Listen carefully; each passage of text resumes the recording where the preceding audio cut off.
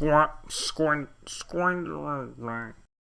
a common misconception that the best bit of rugby is spectacular tries, running, passing, the kind of feel-good, open attacking action that probably has Lawrence Dallaglio sniffing the screen to try and get it into his bloodstream. However, whilst I love a bit of mad shit as much as the next man, I'll forever feel the best thing about rugby is intensity. It's seeing a full team fly into everything and everyone with incredible commitment, passion, spirit and drive to win. And we got an absolute intensity treat on Sunday as Scotland caused a huge half an upset by battling to a draw against title contenders France in what was probably the biggest against the odds result we'll see in international rugby this year. Now, before I get into how they did it, I just want to take a moment to express how big an upset this was. Simply put, France are one of the best teams in the world. In a side of the sport where the drop-off after the top few teams is even greater than in men's rugby. They're one of the only 3 nations where women's rugby is seeing proper funding. Their team is littered with some of the best players on the planet, the vast majority of them now fully professional, and they've been in fantastic form this year, playing out an incredible narrow loss to England and then ripping up everyone else who's dared come near them for 80 straight minutes since.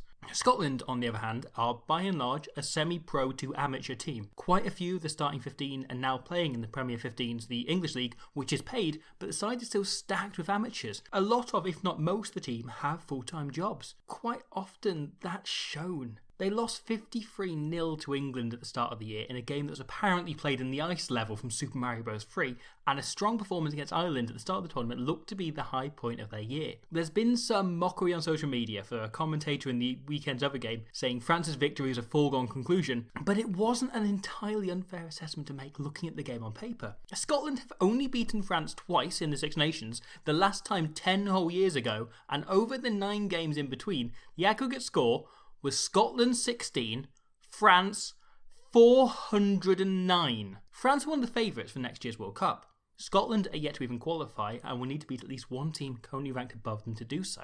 All odds were in France's favour. In terms of world ranking points, the closest equivalent in men's test rugby to what happened this weekend would be Ireland drawing with Spain. When I sat down to watch the game, I was looking forward to the consolation prize of seeing some tries worth sniffing from the likes of Pauline Bourdon, Marie Magenet.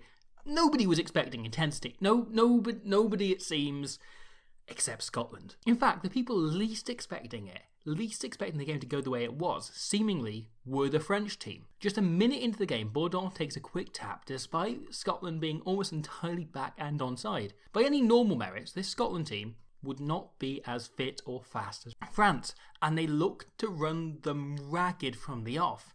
And to the credit, France kind of do that. They overwhelm Scotland with options, leading to a few very good carries and eventually allowing Tremoulier to give Benet, one of the best finishers in the women's game, some space on the wing. Except this is where the intensity kicks in. A great tackle by Gaffney and Scotland keep their cool until eventually Lisa Thompson can thump Bourdon just as she's trying to regain her grip on the ball. Frankly, wherever France have got chances like this to play their shape and systems in the Scotland half, it became immediately obvious why the bookies had them as such heavy favourites. Their play is incredibly aesthetically pleasing at passes the sight test, and up to date, they're running patterns that will break down most teams. And yet, though they continuously find space and gaps, they rarely seem to make much ground. Let's have a look at France's first attack of the second half to dive into why. After stealing the line out, Bourdon brings her carries onto the ball really nicely, and France appear to be building some momentum. Except, just look at each phase. Every single carry, Scotland commit 2 to the tackle and then fan out before the ball can leave the floor. Before Bourdon has her hands on the ball, all 15 Scots are back in the line. Any turnover attempts are in the form of strips or choke tackles. No resources are wasted by competing on the ground, yet France are committing 2, 3, sometimes even 4 bodies to every single breakdown. This Scottish team may not be trained to the level of France, but they're passionate and they're getting each player off the ground and back into the line faster than France can play. Even once the defence is contracted and it's worked out wide to Benet, Rowley goes in first, and her attempt to hand her off means the ball is in an awkward position once Gaffney makes the tackle. The pass to Tremoulier goes to the ground, she knocks it on, Scotland escape. The Scottish system is really simple. It's essentially a touch rugby defence. You just walk up and run back. You remain a solid line with none of this modern rush, blitz, beacon, umbrella nonsense.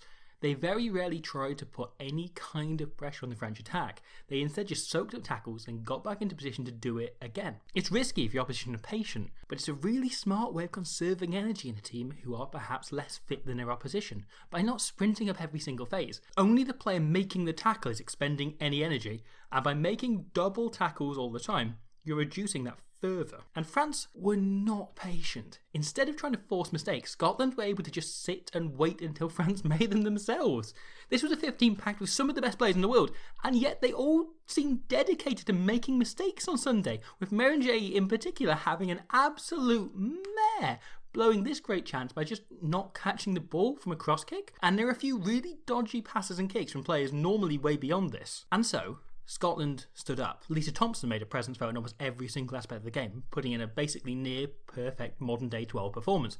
Helen Nelson controlled things really well from 10 and kicked superbly to get Scotland back in the game. Sarah Bonner covered more grass than a groundkeeping journalist. Chloe Rowley remains a standout talent and positionally excellent from fullback. Rachel McLaughlin at 7 plays a bit like the only other open side she's ever watched as Hamish Watson, and I love that. Hannah Smith seems to repeatedly find space where there was none, and how many other players, I haven't mentioned by name, were uniformly impassioned and excellent. I don't want to leave anyone out, but it's quite hard to make an impression anywhere when Scotland's talismanic number 8, Jade Conkle, was absolutely everywhere.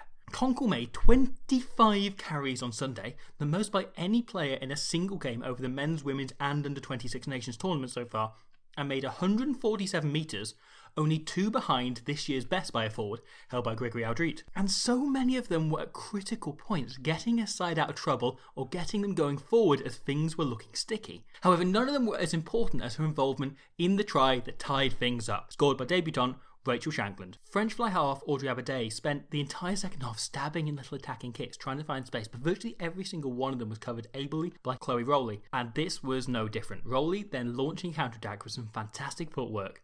Nelson then reads the defence in front of her, takes a gap, and offloads to Conkle to keep things fast, to keep things going. Scotland play a further phase, pace maintained, before things get really interesting. Now, there's one note I have to make, and I take no pleasure in doing so. Scotland's scrum half, Mary McDonald, is a very decent player. She's consistently quick to the ruck, her decision making is consistently solid, and she even proved herself to be a very decent counter-rucker at one point. But despite her other strengths, McDonald's pass off the base is, for an international scrum half, poor.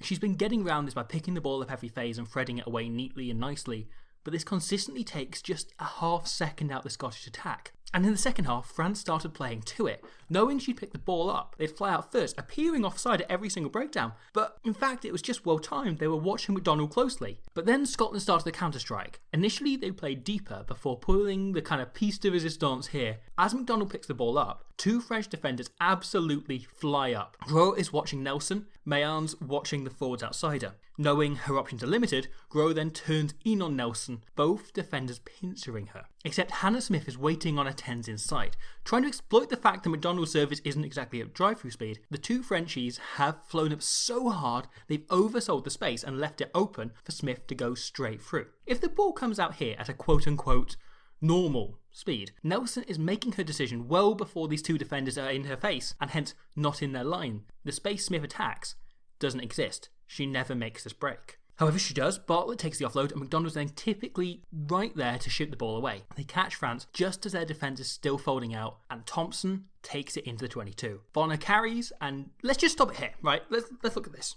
Having all chased back to stop Smith and Thompson, all but one of the French defenders are on screen right here and all of them are on the same half of the pitch. The ball comes out the back twice. Abaday thinks she's read the play, drifting onto Conkle, except Smith takes her time shipping it on, and the fly-off clearly thinks she's already done her work and cut off the option. It's not going to the number 8. So when the ball does come out to Conkle, she's surprised, and she's no longer in shape to make the tackle. The number 8 brushes her off easily, then fixes Bourgeat and puts Shankland away in the corner for a hell of a first cap memory. Nelson then steps up and nails the touchline conversion. 13 all. Scotland spent 70 minutes giving us intensity to counter the flair and the usual skills of this French 15, and then were able to introduce exciting attacking skill to finish in the corner at the critical moment. There were some half-hearted attempts to look for the win, but the moment time went up, fair play to Scotland for just booting the ball off and taking a draw before anything went pear-shaped.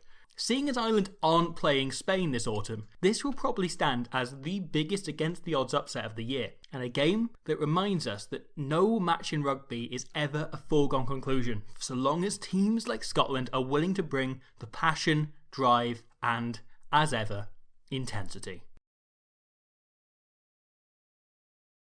And so that brings us to the end of another Six Nations video. There are videos on all of the games from the men's tournament, plus also the England-France game from the women's tournament elsewhere on the channel, as well as the Bledisloe Cup games, as well as, loads of deep dives and loads of other stuff about rugby. So I hope you enjoyed those. I'm moving on to the Premiership final next. That's the plan. I'd hope to sleep at some point, but I'm not counting on that actually happening. We've then also obviously got the Six Nations coming up this weekend. We've got the Bledisloe Cup coming up this weekend.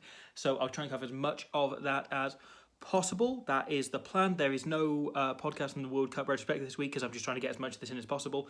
But that'll be back next week. There's a back catalogue of 20 plus of them to look at if you want to go and listen to those, plus stuff on the World Rugby channel, all sorts.